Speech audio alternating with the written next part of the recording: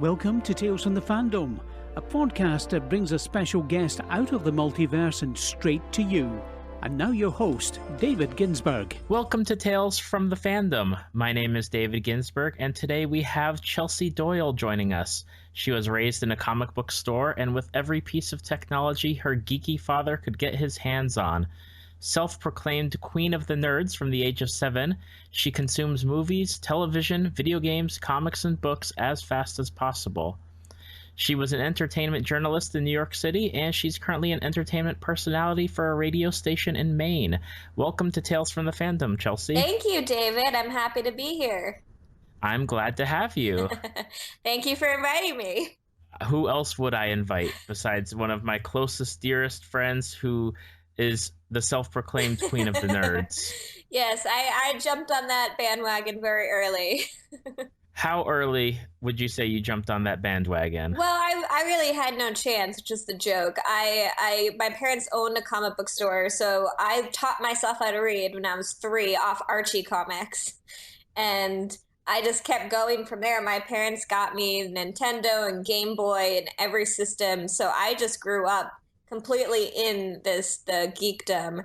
So by the time I was 7, I was like, I just am going to own this because I can't change and I don't want to change. So ever since then, I've just fully embraced my nerd and geek qualities.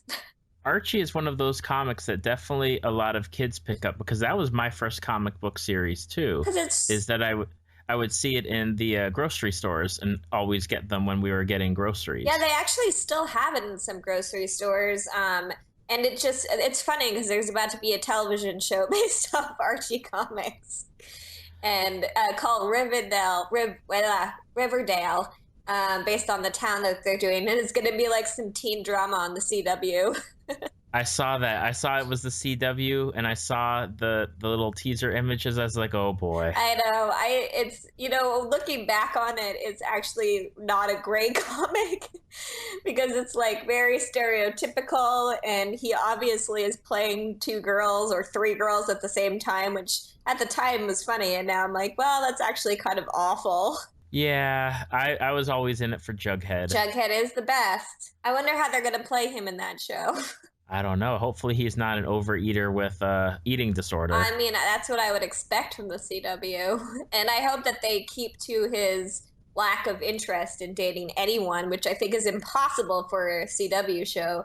But it would be great to see him stick to those like asexual roots. It would be. He would be a very good character to have on TV if they did stick to that. Yeah, I agree, because he has no interest in it. And since we're so used to that, it would be kind of great to see him continue to be that person and, have a voice for people who aren't interested in that. So that's my hope for it. I probably will watch it because it's hard not to. Yeah, I'm definitely going to check it out and give it a few episodes to see how it goes, and then just cross my fingers for something good. Yeah, I probably would live with tolerable, because I watch a lot of CW shows that are barely tolerable. Which ones have you had to cut that weren't tolerable? Because, they do put out a lot of shows where it's like, really? Yes. I cut out the Vampire Diaries. I watched that for the first, 3 seasons, and I just went, nope, I'm done with the show.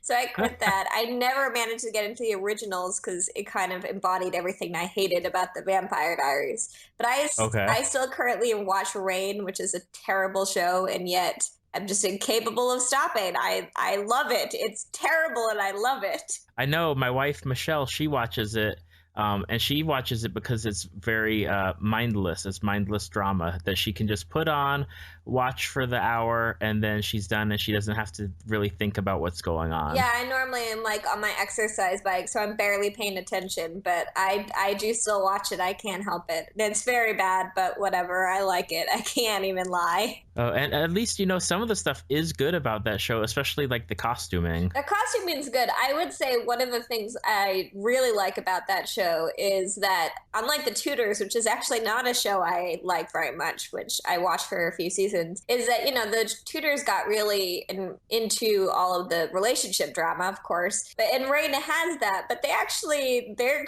characters legit care a lot about their monarchies, which I didn't expect, because they talk pretty frequently about how much they care about their people, sending people to war for their countries, the actual politics behind things and the realistic parts of the drama. So I was pretty surprised to find that I liked that aspect about those characters, and that they I believe them when they say they care about their country and that they're keeping that in mind, even if their hearts are going a different way. And I was like, wow, that's actually pretty great. Yeah, it's definitely was a surprise when I caught the bits and pieces that I did, but she normally watches it on the Kindle, so I only hear it and I don't get to see it anymore. So how would you describe Fandom? I would describe Fandom, I have this written down, so it's going to sound like I'm as a... She's reading from her show notes, everyone. Yes.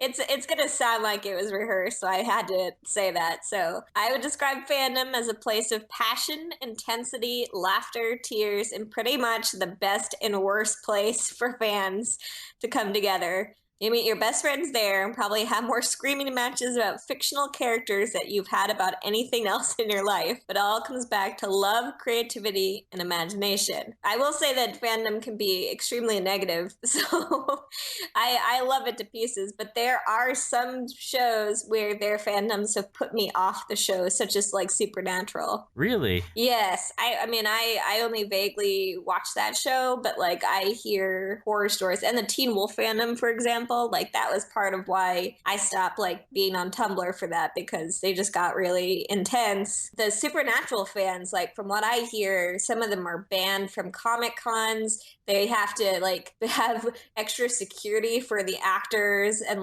they have to, before anyone can come up to ask a question, they have to ask them what they're going to ask, and then even then they go against it because they get really rabid fans.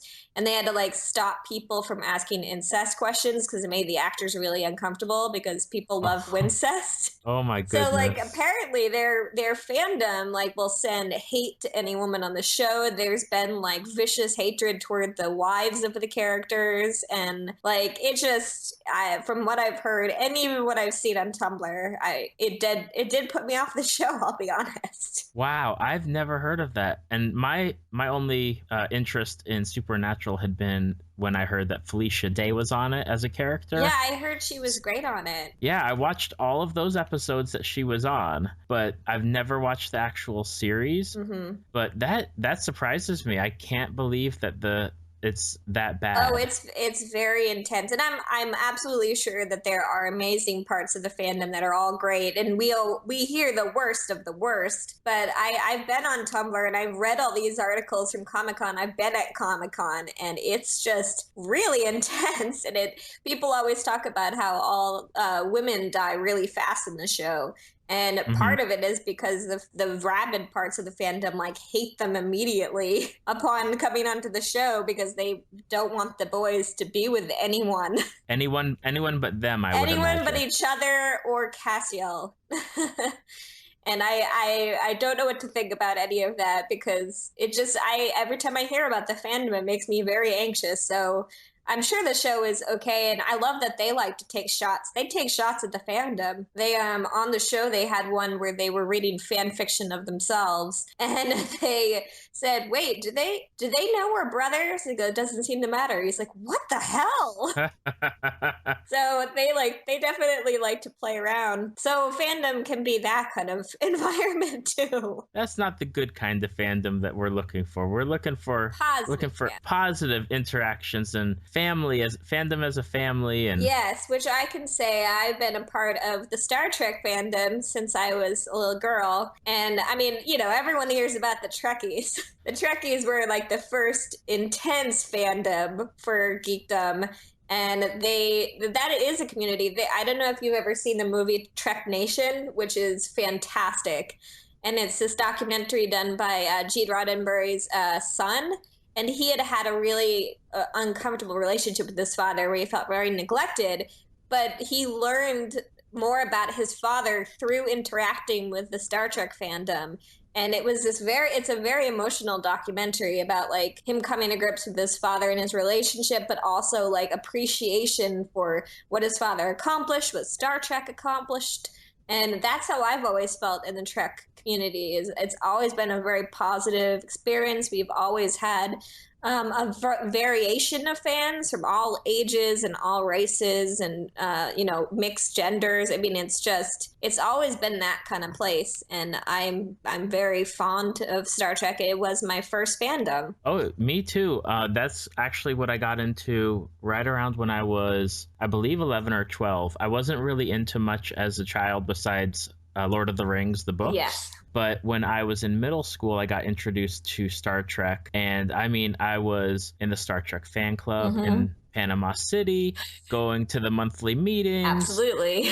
I worked on the newsletter that we would make. We would go to the small conventions because back in that time, in the mid to mid 90s, give or take, really it was just Star Trek conventions that I always heard about. Oh, yes, it was definitely Star Trek. I mean, that's why Trekkies are so well known. I got into it young because my dad loves it more than anything. And we were watching like The Next Generation, but I was pretty young when that was on. But one of our things is we started watching Voyager together, and we watched every episode, and that was the first show I've seen while it was airing from beginning to end. So it definitely holds a really special place in my heart.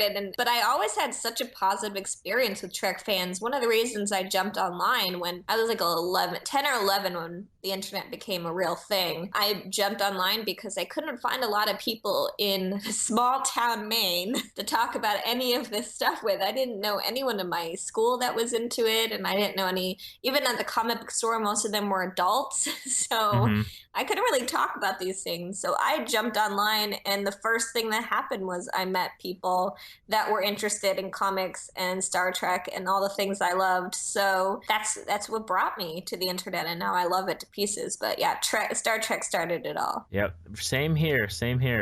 I watched Star Trek 6 in the movie theater. That was the first movie I watched, and then going into Next Generation, and then from there, I mean, I've watched everything. I will have to be honest, I never got into Enterprise. Yeah, I didn't either. I feel bad saying that because I want to love everything Star Trek, but I was pretty indifferent toward that one. And, I'm not a ridiculous fan of the new movies. I think that they're okay. I'm really glad it's getting new people into Star Trek, though. That made me really happy. Even if I wasn't like the biggest fan, I think that it's very exciting to see a bigger audience getting into it, because I have met people who have gone on to watch the shows after and have really enjoyed them. So that's what I'm looking for. Right. And I'm glad that they do have a new entry point into the fandom, because it's been off the air for so long now, although luckily it looks like we're getting a new TV series possibly next year. Yes, I'm so excited. I can't wait to hear the casting calls for that, because, Star Trek's pretty well known for having a very diverse cast and having very strong women and people from all walks of life, and I'm very excited about that. Have you watched a Netflix documentary? It's called Chaos on the Bridge. No, but it sounds amazing. You should watch it. It's about them trying to launch Star Trek The Next Generation and all the problems that they had with Gene Roddenberry and the people around him. It's fantastic. I'm sure he was not a big fan because I think it comes from a place for him is he was all about like anti-war stuff. So he didn't really like a lot of violence, even though the original series had some fights. If you remember, like 9 times out of 10, they would still try to make peaceful resolution first. That was always their first go-to response to anything was diplomacy. And of course, it always ended up with Kirk with his shirt off fighting.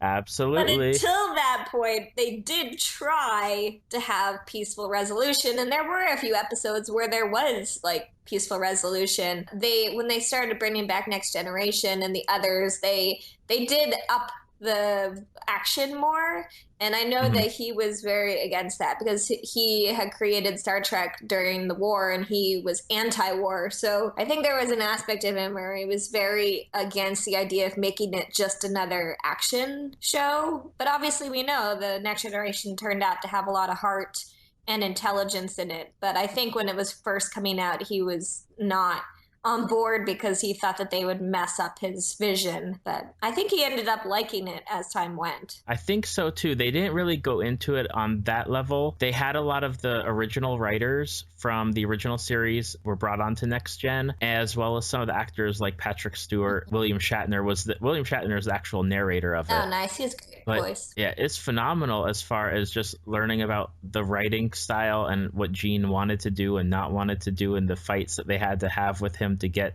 just forward movement on the show. Yeah, definitely. I always think of him as he's kind of like Tolkien or like George R. R. Martin, in the sense that this is something that's like their lifeblood. So they have a really hard time letting anyone else use their like baby, you know? So Gene was that way. Whenever I've heard about him is he was like vice grip over his material, and he didn't like sharing. Oh yeah. I think there was one story where one of the writers for the episode had turned the script in, and then when the show came out, the byline or whoever wrote it was Gene Roddenberry. Like he had just stolen the guy's script. Of course he did. Yeah, I mean, if you watch Trek Nation, one of the things his son says is that he was a real jerk. He talks about that. His dad was not necessarily a really nice person. He was like a visionary, but not necessarily a good father or a good husband or a good friend.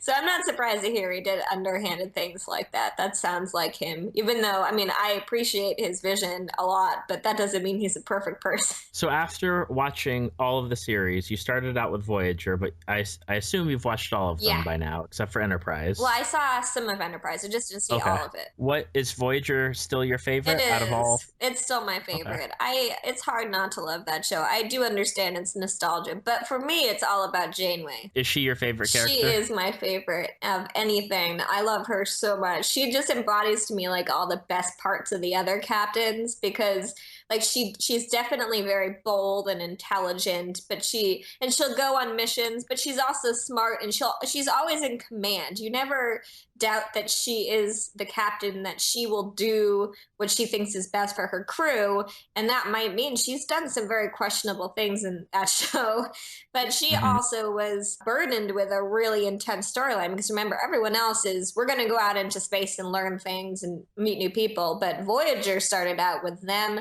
screwed. They were stuck many, many years away from their home and everyone they know. So they started right out with this very intense storyline, which lasted to the end, where this hopelessness, they were never going to get home. They were never going to see, they were just lucky if the kids and grandkids were going to get home. So she was always burdened with this really intense storyline, and she had to keep everyone together, and she had to make peace with the crew that had been terrorists, like against Starfleet. I was just going to say that not only were they stranded in the Delta Quadrant, but they were with the Maquis, who they were hunting down. Yeah, they had to bond with their enemies in order to survive. And of course, that brought some of the best drama between this, because in the first season, for sure, these were people that were at odds with each other and weren't really close. And they did a great job of developing them. So by the end, they were certainly a huge family, but you know, you forget how they started out hating each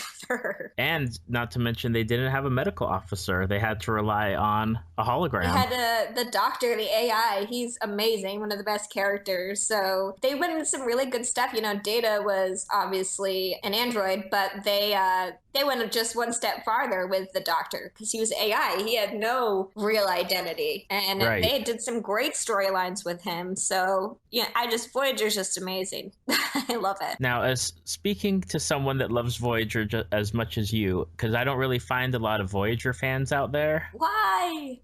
I don't know. Most of it's Next Gen or the original series. I'm a Deep Space Nine guy. I like all of them. I'm not going to lie, but Voyager is my baby. So sticking with Voyager, did you like the inclusion of Seven of Nine, the Borg character? This is the war.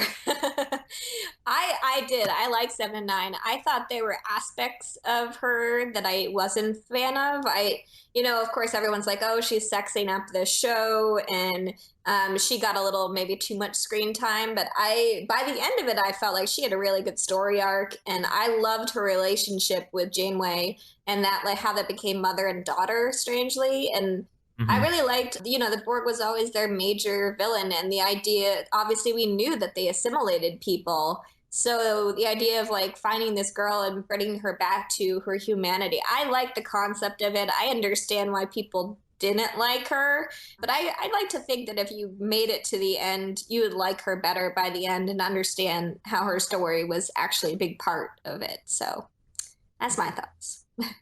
Well, I like those Thank thoughts. you. It's interesting to get. It's just, I think Voyager got a bum rap when it came out, whether it was because it was on UPN at the time Yeah. and is hard to find, or maybe people were against having a woman captain, which there's that same issue when Deep Space Nine came out, having A black. commander Yeah, exactly. who eventually got promoted to captain. Yeah, I love him too. I think there was an aspect of it. The show was on for 7 seasons, so it did okay. I think Voyager did a good job of bringing in new fans too, because it was such a varied cast, and it wasn't just that open-ended. Because the ratings were fairly okay for Voyager, certainly better than the original series was, and I think that I think it's just kind of like people liked it okay, but they didn't love it. They remember it, but it's not just on the top of their list. But it was always top of my list, and I love Deep Space Nine too. I feel like Next Generation just wipes out the others. Everyone loves that the most. Our issue in Panama City for finding Voyager was that it would be on at like Friday at 2 a.m. Of course. one week, and then Saturday at 11 o'clock at night. They would bump it around so much you could never really find it. And this is before DVRs. So you're looking in the TV guide trying to find out what channel it's coming on today. Oh yeah, that was bad. Yeah, because we didn't have UPN for at least, I think, 2 or 3 years when the station came on. Yeah, it was hard to get to for sure, and they moved it around because I don't think they really knew what they wanted to do at first. I do like that my favorite part is that they had an overarching plot for the entire show, and I would love to see that happen again on another Star Trek, because I really think that it was a strong point of the show. It didn't overwhelm it, obviously. There were plenty of times where they had the normal Star Trek mission, but I love Star Trek. I just like that it had a running theme for it rather than just, well, just go out and meet people. The end.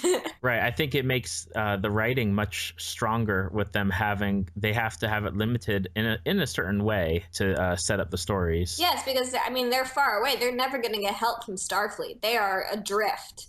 And that is just fascinating to me, that they just have to survive by their wits and their skills alone, and that just is amazing. I love that show. Now, growing up in a comic book store, I'm sure you are a fan of either Marvel or DC or both of them. I'm a fan of both. You're a fan of both. That's good to know. I normally find people that either come down on the side of Marvel or DC, or some people that just reject both of the big two and go for the smaller, like Dark Horse Comics or Image. I love the indie comics. So I love Vertigo. My favorite comics are from Vertigo, but I like both Marvel and DC. Well, I was going to ask, what comics are your favorites? Well, from Vertigo, my favorites were like Sandman. Obsessed with Sandman, and I loved Y the Last Man. I also love these are in like some indie films like Fables. I love Fables. So these are what I love about those comics, outside of the fact I just love them, is that they have an end date. I like that they finish, because I like comics, but it's hard when you just have to, it's constant, it's forever. And that's great in some ways, but I get tired sometimes. I'm like, oh, we're having this conflict again. We're having a second civil war again. Like, it's just permanent, guys. Whereas I feel like Y Last Man and Sandman, when it was over, and it felt, you were sad you weren't going to see these characters anymore, but it felt like you had gone on this journey, and it felt bittersweet but wonderful at the end. So I just wish we had more of that. I understand they can't, though, because they're a company. They need to continue their comics forever. That's why I tend to like indie comics a little bit more.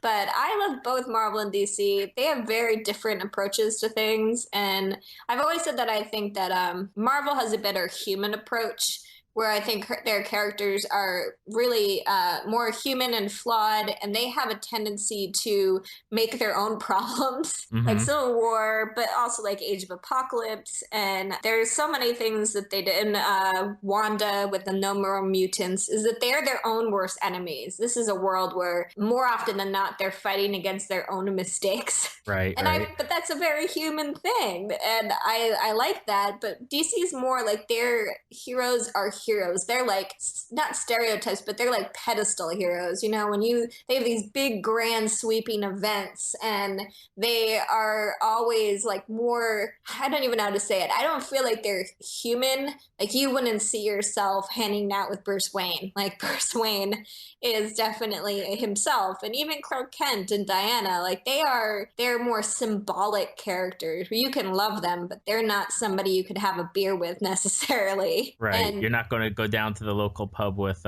Superman, but you would go down with, say, Captain America or Thor. exactly. And I think that, but that's a different quality. And I like that about DC. When I want to see these big grand epics when they're fighting for the end of end of the world or end of the universe. And I like to see them as, I think the Justice League it can be really interesting, and the Justice Society, because they sometimes have some infighting, but it's not to the level of like the Avengers where they're families, so it's very emotional. And the Justice League, they have their emotions, and they have they're closer to friends. I would never call them family. Like they have the Bat family, the Gotham Knights, and that is a family. So they fight, they bicker, there are a lot of emotions. But like the Justice League itself, they're just like these people who are all skilled, who are coming together to fight a war.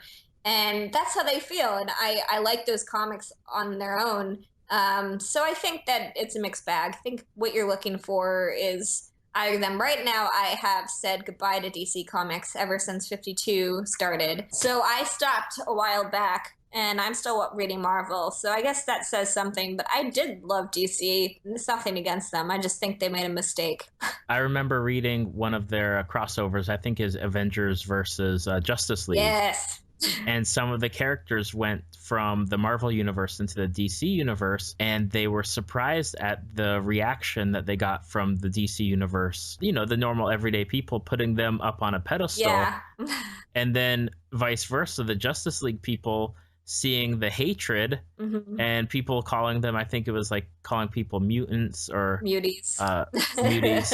Freaks. And they're like, what's this reaction? You have to deal with this? Yeah, exactly. That is a really good example of how the two worlds function differently. And, you know, it really depends on what you're looking for, because I think they both have good qualities to them. It's just, I do feel like Marvel right now obviously is more popular because their movies are more popular. But, you know, no one's going to stop loving Batman. Batman is still like the #1 sold comic over everything. And that's because how can you not love Batman? It's impossible.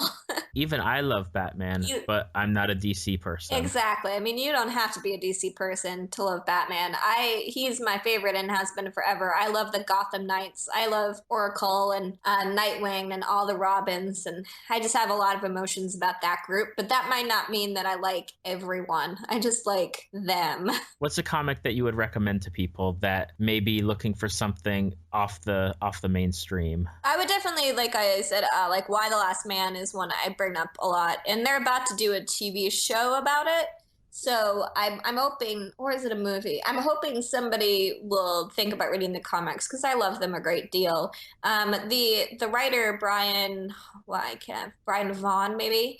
Yes, I think it's Brian K. Vaughan. Yeah, Brian K. Vaughan. He's doing Saga right now, which is an amazing comic, and they're only about 20 issues in, but it's probably better than Why the Last Man. It's a really good comic, but it's because he was fairly young when he did Why the Last Man, so there are some mistakes.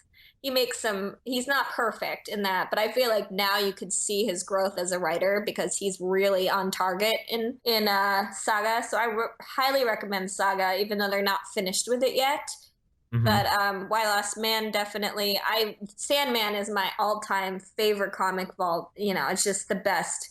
It's so beautiful and so incredible that like people make it it's like a piece of artwork. They have put it in libraries. It's got all the awards, and Neil Gaiman obviously is very popular.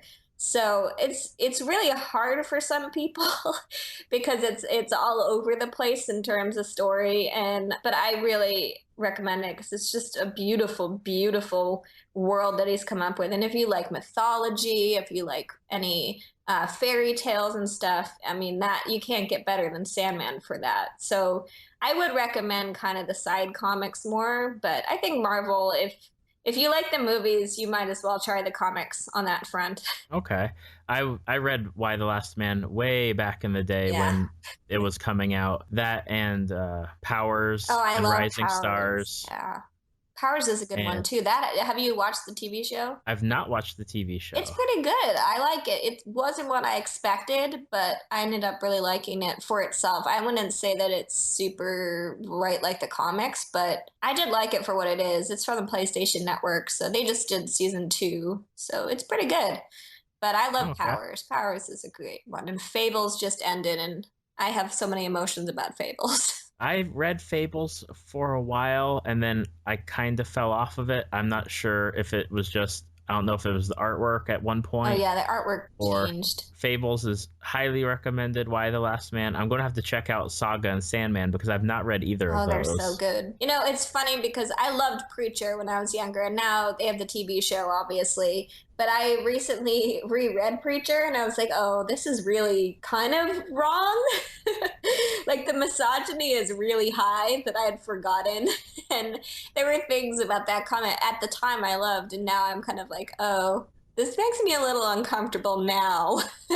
But I'm interested in the show. They're doing the show right now, so I think I'm still gonna reread it. But I think I was looking through past fan goggles. Like I'd remembered it so positively from when I was like 16 and read it, and now I was like, oh well, maybe it wasn't the amazing piece of art that I thought it was. Yeah, I have the same issue. I downloaded some of the old comics I used to read back in the 90s, and I just shook my head at how could I read something. Not only did it just looked bad, but the story was just garbage. And it's like, I love these characters so much, but I can't love how it looks now. I know it was very. It's funny to look back at things that you loved and go, oh, okay, it's very flawed.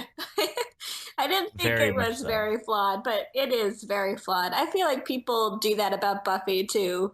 I still love Buffy. I will never stop loving Buffy, but you know, you do go back at a few old episodes and there's a moment or two where like, all right, this wasn't perfect. Yeah, I was talking to Jaquel during the first podcast about Xander and my love for I Xander as know a character back then, but now not so much. Yes, I mean we've talked about this before. I think I liked him fine. I was never super comfortable with the way he treated Buffy, but I it did seem very realistic, and I still think his attitude is very realistic. Definitely as I got older, you can look critically at things that you loved and go, "Well, that wasn't the best." Those weren't the best ideas you could have had. And Yeah. but you can still love something while being critical. I think that's a hard part for people when they're talking about reviewers or critical analysis, where they just assume if you're critical of something, it means you hate it. But I think you have to be critical of the things you love because you can still love them. It doesn't matter if you have some nitpicks or you think this wasn't the best storyline, because it's still coming from a place of interest and love, in my opinion. But I'm talking as somebody who likes to write and analyze things. Yes, you have a website that you do all that. Yes, I do have a blog, which I'm super behind in, so I have to hightail it because I got distracted by work. But it's medianerdalert.wordpress.com, and I love analysis and critical mindset of things. But people often think it's because I hate things or I want to hate on things. I'm like, it's the opposite. I love this. It's why I want to talk about it, because I love it. If you didn't love it, you wouldn't write about it. Exactly. But I feel like people have a real problem with that. They always think that critics are doing it just to be jerks. I'm like, no, there are Jerk. some, but on the whole, you can love something and still go, well, that was a terrible idea. What's something that you're reviewing now on your blog that you would love to recommend to someone? Well, I mean, obviously Game of Thrones. I'm finally catching up with my reviews about Game of Thrones. So I'm a huge fan of the books. I always laugh about this.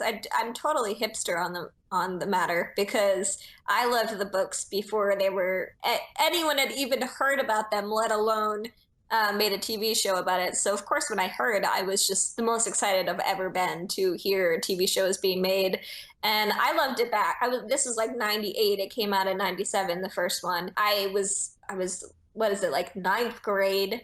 And I love fantasy, and I was really big into it. And I had never heard of him. Obviously, he was relatively newish, and that somebody said this is the best fantasy novel that has ever been written at the time. And I said, okay, I'll take that bet. You'll take that challenge. And I read it, and I was obsessed, like completely obsessed. And I did everything I possibly could to make everyone I knew read it. And I kept going, no, I promise. I know it sounds ridiculous and it's really long. Please give it a chance. So I kind of built my own fan base there because I just played people until they read it. And so I was part of like the little niche group that grew, and now everyone loves it, and I still love it. I think the show, there are things about the show I like and then things about the show I hate, but I still think it's a fantastic, well done show. And even if I am critical of some of their choices, it's incredible what they've managed to bring to the pop culture. That is, I never thought I would see the day where that would be made into one of the most popular shows on television. That's amazing. I can't believe it. When I watched it the first season, I had no idea it was a book until after the first season finished, and I found out. And then I went through and read all the books that were available.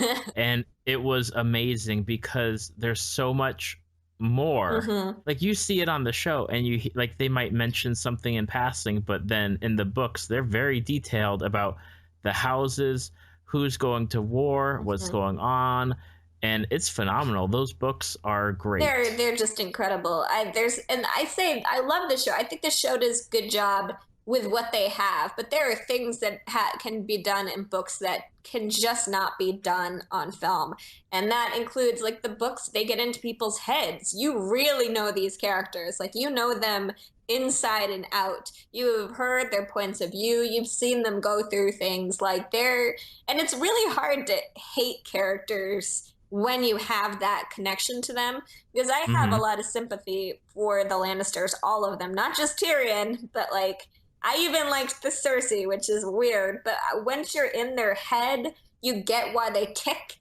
and you can still be like, they're doing despicable things, but they're still fascinating as people. Right. And you get that with the books. You really know these characters, and they do a good job in the show. They do the best they possibly can, but I was very impressed with how they handled, so in exposition world, the scene where Jaime explains why he killed the king. In the books, obviously, it's a little easier to do that because you're from his point of view.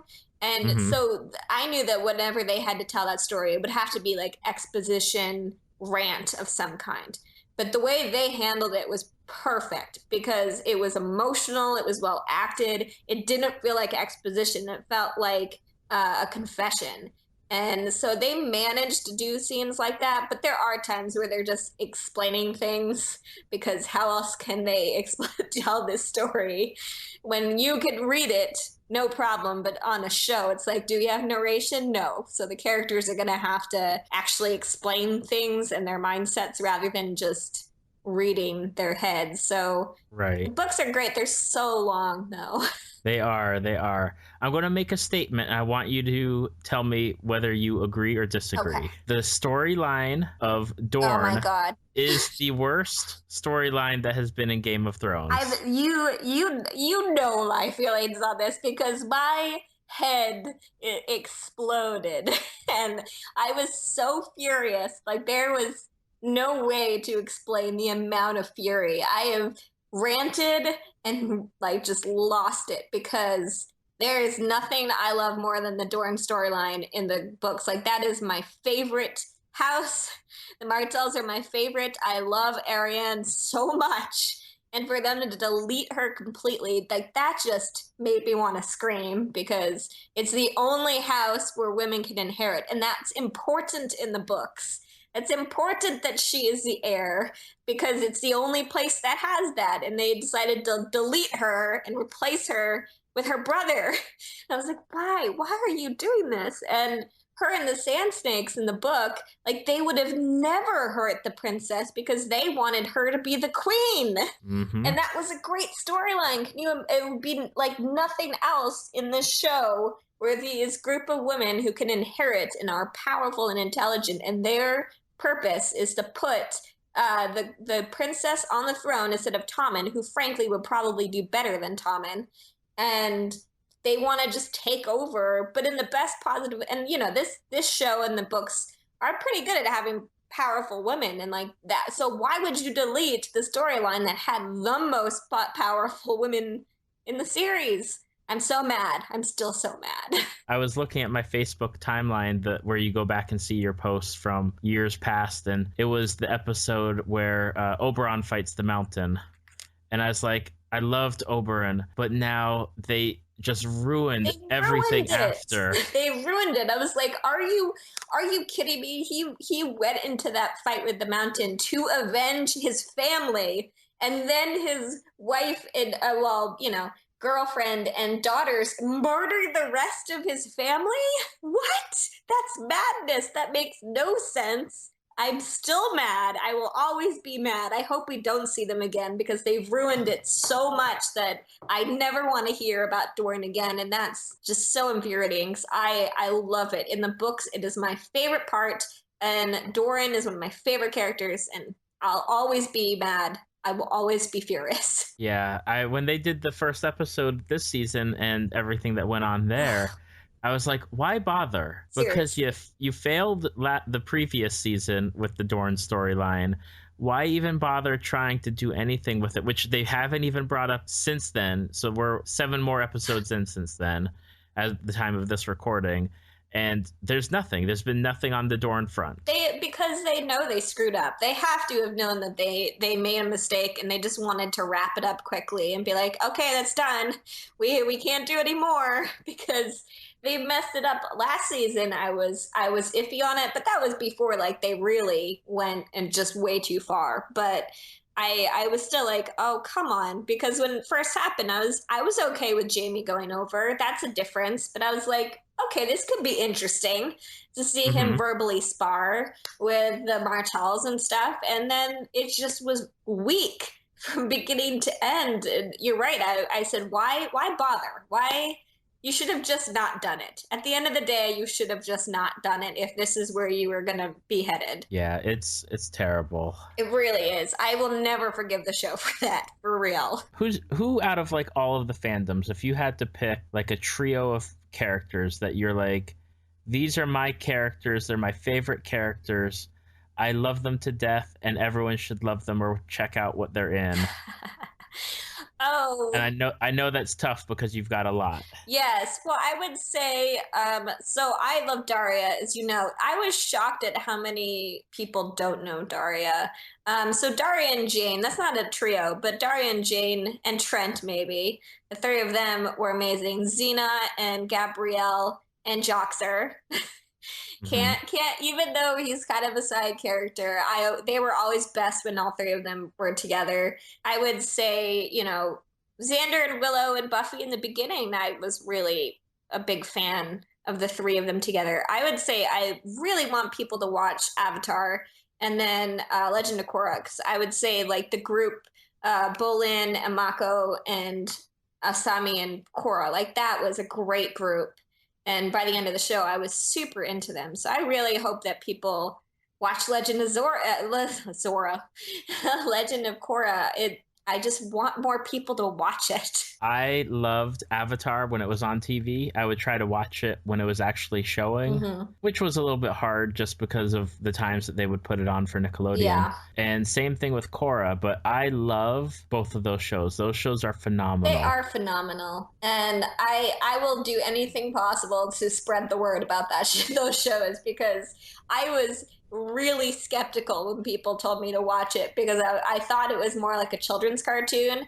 And you can argue that it still is in parts, but I would definitely not say at the end of the day it is because there were some very serious things they were talking about on those series. And I just was like, I'm sorry, I was wrong. This show is amazing and I watched all of it, but it's so good, and I wish more people knew about it. There are a good group of fans, but I still think it deserves even more notice. And of course, let's not even talk about the movie. I just hope no one thinks that the movie is a representation. Oh, I have not watched the movie, and I don't think I ever will. Don't. You will be really angry. I don't think you would make it more than 10 minutes. You'd be like, no, this is done. Turn it off. Turn it off. Probably not. I remember watching Avatar, and it was really like the first episode or two is very much kid-centric, getting the kids into watching it. But when they go to the first air temple, and Aang is like, oh, I'm sure, you know, they're just hanging out, they're being quiet, they're excluded themselves from the world, and he finds like bones of people. That's just messed up. And that's the first point where you're really knowing that it's not just going to be a kids show at this point, and that they're going to start handling some serious topics. Oh, absolutely. I mean, that's the annihilation of an entire group. Well, the name says The Last Airbender, so you know that they're all dead, but there's that scene was just heart-wrenching. And you know, they do some really great things. I love a lot of things about Aang. And though when I first saw the finale, I was kind of iffy on the fact that I was like, just kill him, Aang. Just do it. Like, it's over. Like, I can't handle this guy anymore.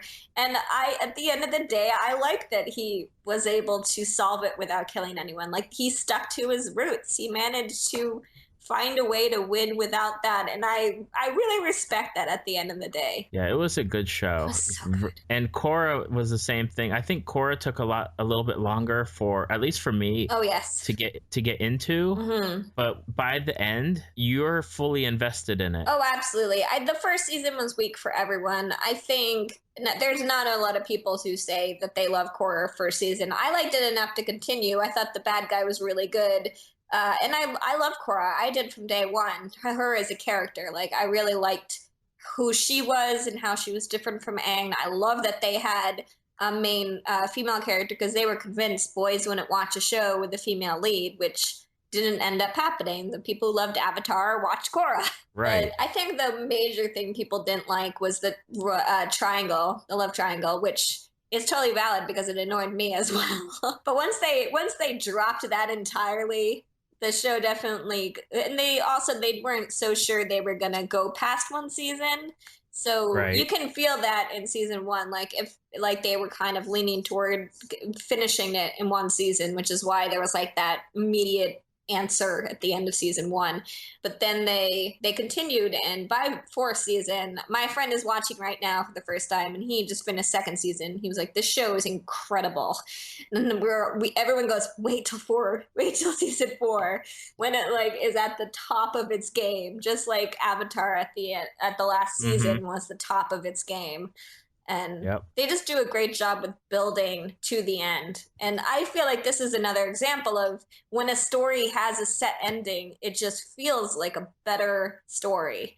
Because, you know, you have these shows that go on indefinitely, and everyone's going to get sick of them after a while. All shows should end at a point where they're on top, and they should have something in mind and wrap it up. Because without fail, most of my favorite shows are when they ended at a good point and didn't have like 3 seasons later and you go, why are you still here? Please stop. Absolutely. I agree with that. I know Avatar's on Nickelodeon, or was on Nickelodeon, but I know that the Disney policy for their TV shows was you got between 90 and 100 episodes, and that was it, regardless of how popular the show was. Like Gargoyles, fell into that category of Batman. They got the like 90 to 100 episodes because that's good enough for, I believe it's like syndication, and then after that they're done. I agree. And, British TV does this really well too. Actually, a lot of foreign TV does this well, where they're like, okay, we've hit a good point. Like, we've had a good run. It's time. And every time I see that, I'm like, yes, you're right. I feel like this is a complete story. You've made a good decision. And I just wish that also they have shorter seasons, which I wish everyone had, which is like 10 to 12 episodes for me is the sweet spot. I feel like if you cut down most of our TV from 22 episodes to 12 episodes, I feel like all shows would be better. Absolutely, because then you're cutting out all the extraneous setup or the one-off episodes. And I feel like Game of Thrones does it really well with the 10 with the 10 episodes that they do. There is sometimes the episode or two where they're setting up or moving everyone into place. Yeah. But for the most part, it is a solid 55 or 56 minutes of everything. It's just hitting on all cylinders. Yeah, even if they are putting people into place, you still feel like they're doing something. They're setting up the chessboard. And so even then you're like, okay, but they're doing things. It's not just filler that's pointless and will be rewritten or never acknowledged again. Like they're actually moving people to a place where it's going to be a better storyline. So I don't really mind that much when they do that. And Netflix, obviously 13 is their highest number. They normally 10 to 13. Right. And that's a great example too. They definitely are focused. They know where they're headed. You always feel when you're watching those shows that they have an overall goal in mind and that they are aimed toward it. So when the last episode comes, you're like, yeah, that was a complete season. Like, I feel solid about this. And I think that without fail, these shows that are 22 episodes, I think it's like maybe 17, 16, that I'm like, I'm done. I can't do it anymore. I'm tired. Like, I don't care anymore. Just do whatever you want. Do you think that's going to change in the future, that more of the broadcast networks are going to cut their series or TV seasons down to the 10 to 13 model? I hope it is. I think that now that Netflix and Amazon Prime and their Hulu, even these channels or these online channels are making their own stuff and they're keeping to that, I feel like they're starting this model, and it would be really nice if cable or the other channels followed it, because I understand why they need the 22 episodes to have a full season, and that's always how it's been. But like, maybe the idea should be like, if you have, okay, so one show is from here to here, and then you can greenlight a new show for that to that. And yes, it might overall seem more expensive, but I think that you'll find more consistent ratings that way. Like, I know I love Suits, as you know, and that's only 15 episodes on USA, 15 to 16. And so they are very strict to their schedule. And it feels like, okay, you're from A to B, it makes sense, and it doesn't need more episodes than that. You never feel like they are wasting their time. And I do think that most shows should do that, and they would have a lot more. Like, I watched The Flash, as you know, and Arrow, and, they're 22 episodes, and I swear, like, I could cut 10 of those episodes. I'm like, please. There's so many episodes where nothing important happens and it's a one-off, and you're like, no, all of this has been said before. Nothing is new. Please do something. I beg of you. Not only that, but I think you would have the networks actually sticking with the show. Yeah. For the full 10 to 13, instead of greenlighting the show, starting the show off, and then after 2 or 3 episodes, if they haven't found their viewership in the first or second episode, they cancel it.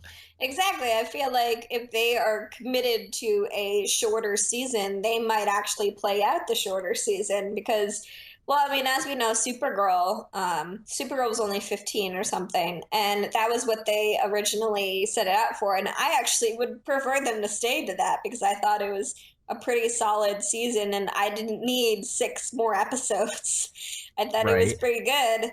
And I actually think that they did a better job there. I wish that they would keep with it, because I love the show, and I'm glad it's going to the CW. I think it'll do better there. But I do think that these shows would do better if they had shorter seasons. I didn't feel like on Supergirl, I think there was only 1 episode where I was like, okay, this is unnecessary. But all the others were pretty, well, like a good direction. Whereas, like I said, with The Flash and Arrow, I was like, I could cut out like 10 of these episodes and I wouldn't care. I agree with that. I mean, there is a lot of where it's just the extraneous stuff, and it's like, really, we're going over this again? I'm so tired. And then like Legends of Tomorrow was only 15 episodes too, or 15 or 16. And again, that was another show I was like, this is better. This is solid. I feel like this is a good number. And I don't think that they wasted any time, really. They had a few scenes where I was like, this is probably not necessary. But I thought overall that was pretty clear. Their mission was pretty clear. I felt like the focus was there. And I think when you get to 23 episodes, it's okay, how do we stretch this out to this many episodes? How can we show Oliver Queen somewhere else that's not the island? Okay, we need to go back to his previous time. What do we do? Oh, nothing. Just give it up, guys. It's over. Yes, we know Oliver Queen has done a lot of stuff now. Yeah, I mean, the flashbacks this season have been so pointless. It's to the point where I think they just gave up. They're like, nah, we're not gonna even like there were like 2 episodes where they didn't even have flashbacks because no one cared. It has nothing to do with anything. Now you are a voracious reader. Yes. As Goodreads, the website, can prove to anybody that wants to look in on her. What are some of your favorite book series besides Song of Ice and Fire that you would recommend to people that are looking for new books to read? Well, I've been all over the map. It's very interesting because I'm not exactly a young adult fan, one might say, but I've been reading a lot of young adults. And I think there's 2 reasons. I think it's because there's this new segment called New Adult, quote, quote. And the idea is it's this section that's not teenagers. It's like 18 and 30 era, which is kind of just normal fiction. But at the same time, it's like it's like the people who read Harry Potter and the Hunger Games, that age bracket now, where they are now, that's who they're aimed at. And I have found without a doubt that that section has the most like strong female character stuff and diversity options. So I don't know what that says about fiction that this young adult area ends up having like more diversity and interesting things for me, but I can't lie, that's what it is. So I've been reading Throne of Glass, which I'm obsessed with, which is by Sarah J. Maas. And it's a new series, well, semi-new. And one cool thing that everyone would like about her is that she writes a book a year. She's not George R.R. Martin. It's not 7 years in between. Her book series is almost over, and she publishes a book a year. And they're long. They're not easy, but she is like, I'm going to get this done, not force anyone to like wait forever on this. So the first book is kind of iffy because she wrote it maybe like 10 years ago for her friends. Okay. So it's not the best, but then the second book comes and it's just annihilates. And the next, she is about to publish book 5. And by like 3 and 4, it's just a whole better series. It's so good. I love Jasper for the Eerie Affair stuff, which is not new. It's kind of old. That is always a favorite group of mine because it's about book police. So they can go into literature, into our favorite books, and like change things about the books and also interact with famous literary characters, and that's just like my jam right there.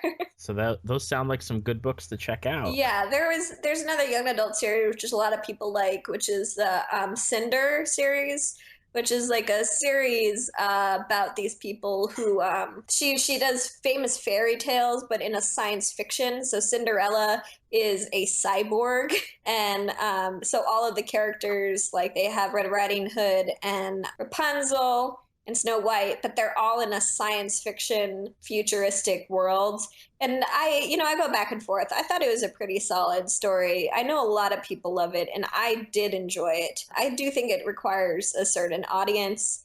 There's a series called Red Rising by Pierce Brown, which is one of the most popular fantasy series right now. And I wasn't a huge fan at first, and then it hits a point where I just fell in love with it. And it's very like Roman history, but again, in a futuristic setting. That's very popular right now, and I probably would recommend it to people to try out. But why don't you talk about your favorite series? Oh, my favorite book series? I know what it is. Yeah. Well, besides Harry Potter or Lord of the Rings, Percy Jackson is probably up there between Percy Jackson and the Iron Druid Chronicles. Nice. Those are my 2 big ones. Percy has the 10 books in total from the Percy Jackson and the Olympians. and then the Heroes of Olympus series that came after. And I love the Iron Druid Chronicles by Kevin Hearn. So those are my two big ones. And right now I'm going through a very old young adult series called Animorphs. Oh my God. Which is each book is only about 150 pages. So I think I've finished the 26th book of the series just yesterday. I know that you and Jaquel talked about that too, right? We're all big fans of Animorphs. I love it so much. I think what's interesting about Animorphs is that there were several books that she didn't write that were written by ghost authors with permission, with full permission, and, you know, still overseen by Applegate. But there were several of those books that were written by not that person, which I think is interesting. Some of my favorites, like was it David who was the evil Animorph? Like those few weren't by her. It was by Ghost. Like there were a few, she oversaw like all of them. I found that interesting learning later that there were different writers that actually wrote a good section of those books. And I think you can almost feel it too when you're reading, not in a bad way, just in this is a different take. I could definitely feel it when I'm reading certain characters when it's their turn to be the narrator, where I'm like, do I have to read another book that's narrated by this character? I know. It's definitely, they have those moments. I think Animorphs is incredible. It is, how dark that series is just startles me, because we're about the same age, so we were young when we read this. This was like middle school, right? I remember seeing it. I never read them when it was back in those, like that time I was more into Lord of the Rings and Star Trek and Star Wars novels. I remember seeing them and being like, like that's really interesting that these kids turn into animals. Little did I know, like, how many books were in the series or how deep it got, because I mean in the first book, this is a spoiler alert for those who maybe have never read it. We've already been spoiling things. but the bad alien eats the good alien. Oh yeah, like, eats it. That's just kicking it off, let alone all the stuff that they get into further into the series. They don't really they start off very light, and it's not really thinking about the eventual war that they're getting into, but then they really start handling some dark material for a young adult series. And that's like a true young adult series. Like 11, 12-year-olds are reading things like that. And you know, it's funny because like at the time I knew it was dark because I was like 12 or 13 when I was reading these. So I was around the same age as the Animorphs. And I was aware it was dark, but I never felt like it was so dark that I couldn't handle it. And I wonder if it's like now that we're older, we worry more about the age group, and we forget that when we were that young, we were totally fine with these things. Like they didn't scar us. So maybe I feel like that time when I'm talking to an 11 or 12-year-old, I'm like, I don't know, this might be a little too dark for you. And then I go, wait a second. You read about the first book of Animorphs, he eats them alive, and you hear the screams. Like we definitely read some messed up things. So well, I think it might be from our nerd upbringing, because we both started very young in certain genres where it's like you're not handling little kid stuff anymore. It's full on grown up wars and fantasy violence, because my first book series that I read was The Hobbit and The Lord of the Rings, where a lot of people die. Yeah, so I mean stuff like that is very, like, we're accustomed to that at that point because we've been into it. But I think at this stage of the game with kids, and speaking from my three that I have, there's stuff that I still don't let them watch because I don't think they're ready for it. We're slowly breaching rated PG movies with them, and I'm trying desperately to get my oldest son to read the Percy Jackson series, but so far they're still in like the cartoony type of silliness of what's more geared towards them. Yeah, I was 8 when I saw Batman Returns, and my parents took me to the movies, so they were always like, whatever, we'll see it how she does. And I was 8, and I remember that movie is freaking dark. And especially for an 8-year-old, I love Catwoman and all that stuff, but like the Penguin was absolutely terrifying for an 8-year-old. I still loved it, but like now I don't feel like I would allow an 8-year-old to watch that movie. Yeah, my first movie, I remember very distinctly, first non-Disney movie, I should say, was Back to the Future Part 2. Yeah, that movie's great though. It is great. I mean, it's more geared towards kids than anything else, I would say. Like that series is pretty tame. It's kid friendly for sure. There's no doubt about that. My parents got me into Planet of the Apes. So there's 5 movies. I don't know if you know this. There's 5 Planet of the Apes movies from the old days, not the new ones. And I'm not even kidding. I've actually seen those movies before I saw Star Wars. Wow. I know. I was totally into it. I loved Planet of the Apes, and I loved all of the 5. So when they did the reboot, not the bad reboot, the more recent reboot, which is the good reboot, which is actually closer to the original movies, because like Caesar and stuff was a character in the original series, and obviously they changed a little bit. But when I saw the newer films, I was like, oh my god, nostalgia. But it was very funny because some of those movies were pretty messed up, and this was before Star Wars for me, so I had to have been like 7 when I was watching them, because my parents didn't even realize that they hadn't showed me Star Wars yet. That's a shock. It was really funny. I think it was to the point where they had just assumed I'd seen it. It wasn't intentional. They said like, Luke, I am your father, and I go, what is that from? And they're like, Have we not shown you Star Wars? And the looks on their face of just utter shock that they had it. That should have been one of the first things I saw. So we sat down and watched all 3 in one go. And then I'm like, can we watch them again right now? But it was just this really funny moment. So like in their heads, I'd have to have seen Star Wars already. But remember, parents, you're showing me things. That's right. I've tried with mine to show them the original series of the Star Wars movies, and they've made it about 20 minutes before they gave up. Oh, well, they're pretty young still. I feel like you also have to have a deep love for science fiction. and also those movies are kind of old looking. They're not as exciting and bright. That's the thing, is that they're very much, they want to see Jedi, they want to see lightsabers, they want to see lightsaber fighting, and it's not there the first one. In A New Hope. Yeah, A New Hope, I mean, obviously we've seen now that they're much more extravagant things. Have they seen the new one? Because No, they've only seen Star Wars Rebels, and only a little bit of that. Oh, I love Star Wars Rebels though.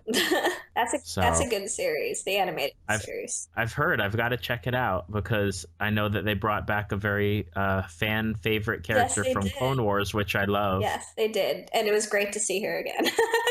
I love Clone Wars as well, so I'm really glad. I wish that existed when we were younger, because that would have been phenomenal. Clone Wars is what we deserved in the prequel movies. Seriously, because it's so good, and I actually like Anakin Skywalker in that show. They make me actually care about him. I know, it's so crazy. Like in the movies, Anakin, he's so whiny. Shut up, Anakin. just become Darth Vader. Please. But the Clone Wars is phenomenal. Exactly. I cared so much more.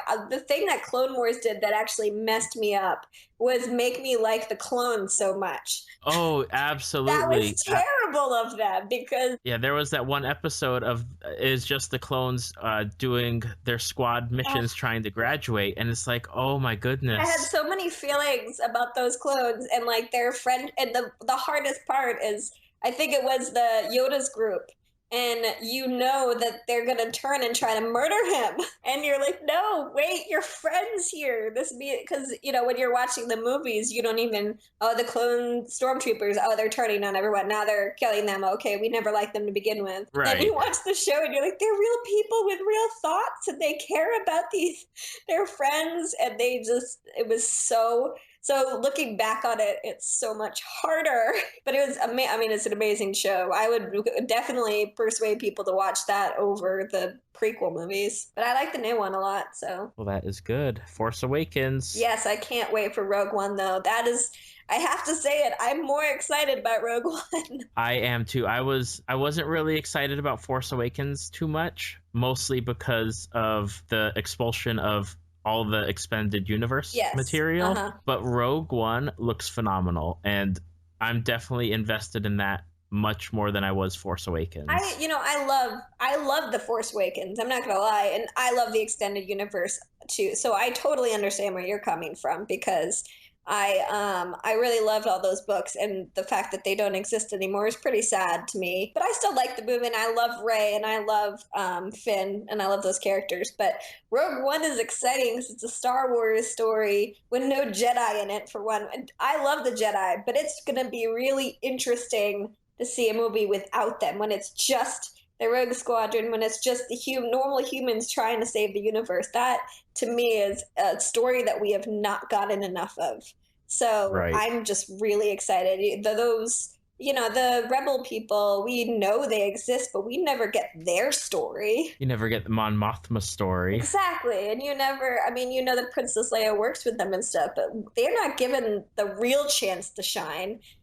Poe is the closest we've gotten so far to having one of them have the whole thing. So I'm just really excited to see more, honestly.